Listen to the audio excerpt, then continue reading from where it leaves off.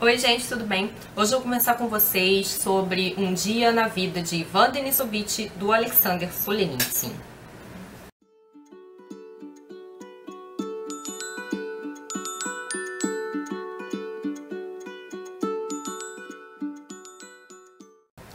O Alexander Solzhenitsyn foi um escritor e dramaturgo, ele também foi historiador, ele era russo e nasceu em 1918. Ele lutou no Exército Vermelho, inclusive com um grande destacamento, ele chegou a ser promovido a capitão. Só que em 1945 ele foi preso, ele teve uma carta interceptada onde ele criticava o Stalin. E então ele foi condenado a 8 anos de trabalho forçado num dos gulags desse período stalinista, né? E depois dos trabalhos forçados, acho que ele ainda teria de ficar exilado algum tempo. Essa sua experiência nos campos deu origem a vários livros que ele publicou, dentre os quais Um Dia na Vida do Ivan Denisovich, é difícil falar isso, que é o livro de que eu vou falar hoje, mas também é o Arquipélago Gulag, que é um dos livros mais famosos dele, e a Pavilhão dos Cancerosos, porque o Solzhenitsyn, ele ficou com câncer, né, enquanto ele estava preso, então ele usou todas essas experiências para escrever os seus livros mais conhecidos. O Solzhenitsyn foi libertado em 1953, o mesmo ano da morte do Stalin, mas ele acabou cumprindo a pena toda, né? Então, assim, acho que ele não chegou a ter a pena reduzida.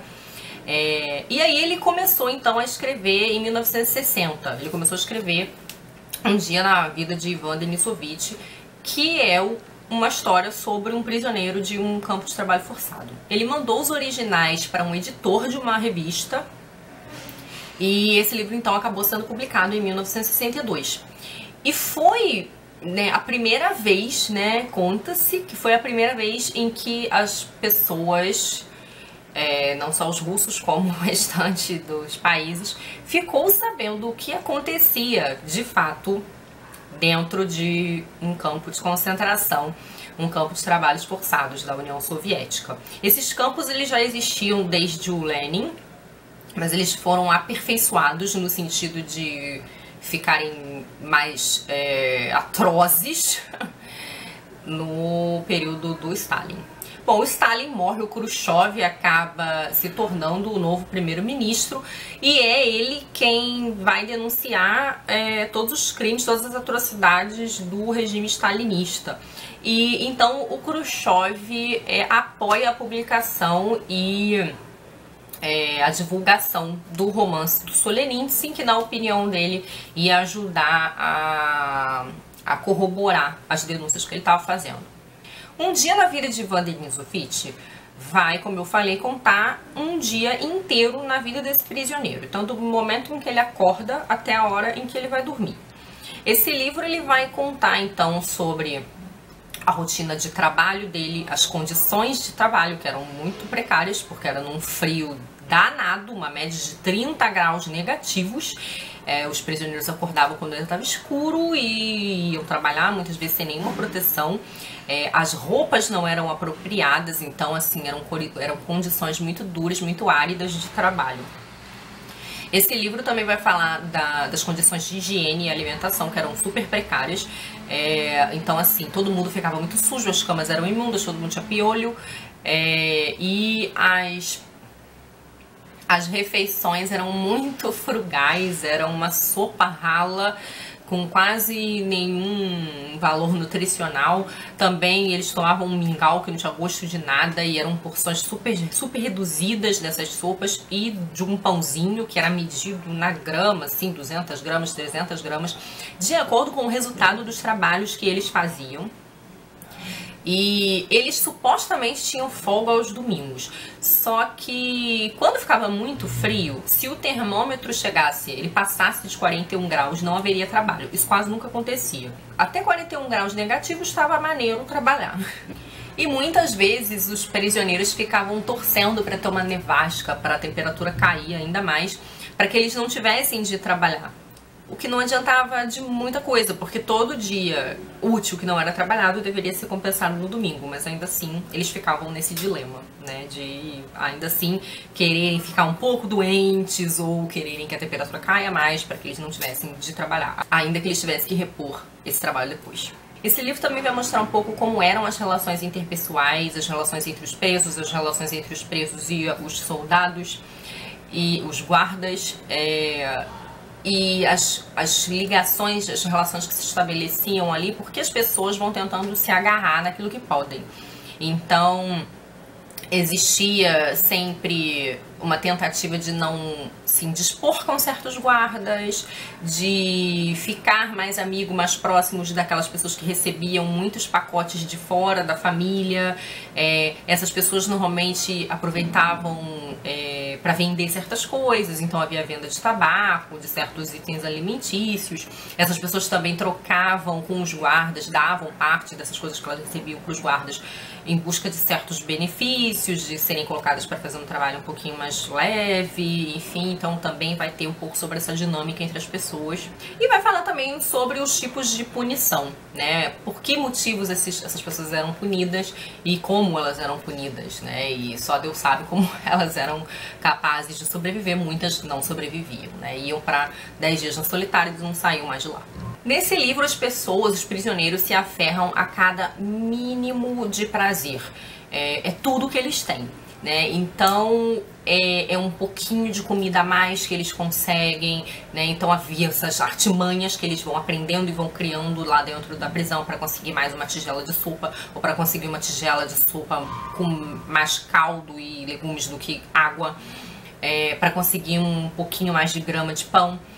As maneiras que eles criavam para fazer essa comida durar, né, para economizar. Então nunca comiam o pão todo de uma vez só, guardavam um pedacinho para outra mais tarde, ou para por uma emergência, alguma coisa assim.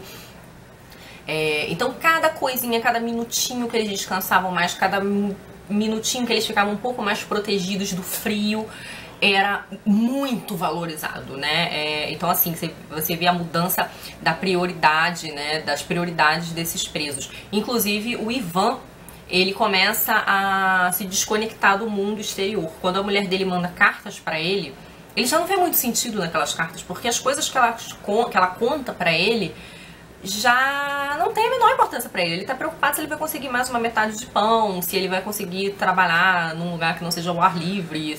As preocupações dele já são de outra ordem, né? Então, assim, meio que há um rompimento com essa vida lá fora e até uma certa desilusão com o momento em que ele sair, né? Então é uma preocupação. Eles querem muito sair dali, daquela vida horrorosa em que os dias se arrastam e são cheios de trabalho muito pesado, em que eles estão magérrimos e morrendo de frio e já se sentindo doentes. Mas ao mesmo tempo eles sabem que quando eles saírem não vai ser tão fácil, porque muitas vezes ninguém dá trabalho pra eles, muitas vezes eles não têm permissão pra voltar pra casa, que foi, por exemplo, o caso do escritor, né, do Solzhenitsyn. Então fica sempre aquela coisa de tipo, eu quero sair, mas eu sei que lá fora vai ser ruim, né, enfim, tentar reduzir os danos dessa vida árida que é dentro dos gulags.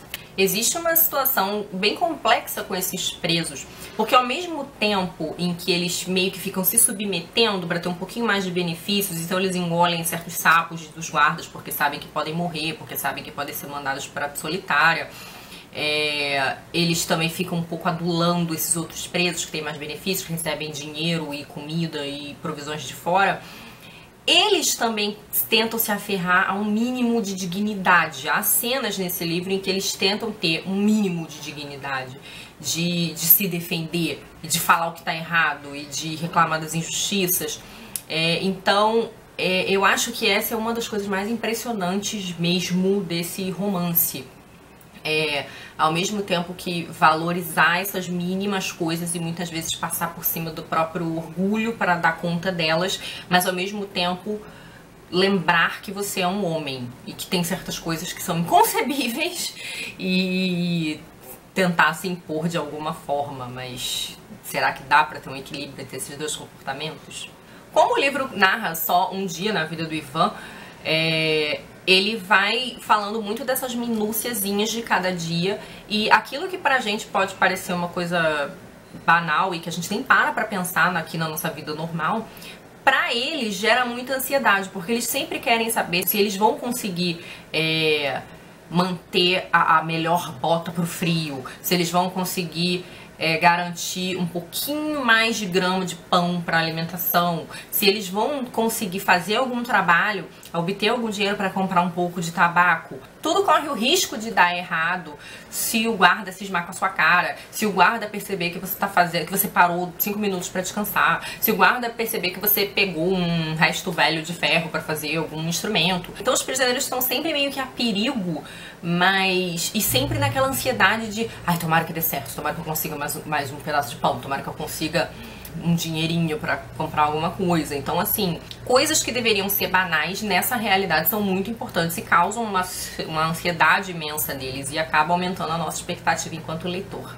Essa é uma novela, ela é bem curta e é escrita num estilo bem direto, bem seco.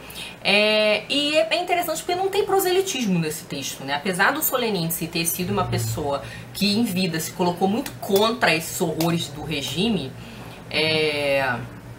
ele foi uma pessoa que meio não aceitou calar a boca. Vários dos livros dele foram falando disso. Nesse livro, ele deixa os fatos falarem por si, né? O livro não tem tom panfletário. E ele acabou, então, até por todas essas preocupações por essas obras envolvendo essas experiências, o Solzhenitsyn ganhou em 1970 o Prêmio Nobel de Literatura.